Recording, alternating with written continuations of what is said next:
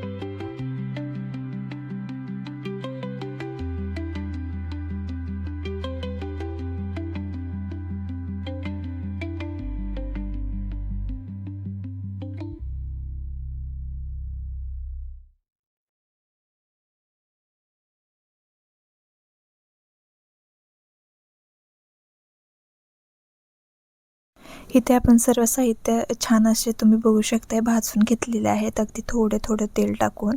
आता त्याच्यामध्ये आपण 2 चमचे मिरची घेतलेली आहे ती आता टाकत आहे। लाल मिरची टाकली, त्याच्यामध्ये आता मीठ टाकायचं आपल्याला आणि आता याच्यामध्ये आपण चिंच टाकत आहे। चिंच टाकले की जो आपण भाजलेला छान असा कढीपत्ता आहे तो टाकायचा आहे.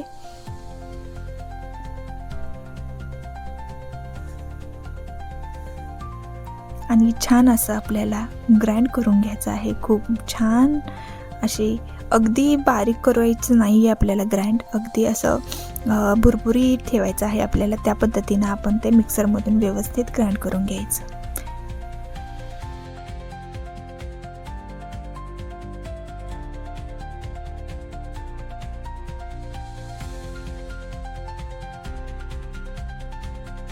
तर अशा पद्धतीने आपली जबरदस्त कढीपत्ता चटणी तयार आहे खाण्यासाठी. तर चला मग येताय ना खायला कढीपत्ता चटणी.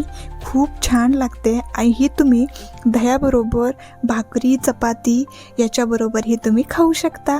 तर कशी वाटली तुम्हाला कढीपत्ता चटणी मला नक्की कमेंट करून पाठवा. त्याचबरोबर तुम्ही घरामध्येही ट्राय करा, खूप भारी लागते. आणि माझा व्हिडिओ आवडला असेल तर लाईक करा, शेअर करा, सबस्क्राईब करा. तर भेटूया पुढच्या अशाच खूप छान अशा रेसिपी बरोबर. तोपर्यंत नमस्कार.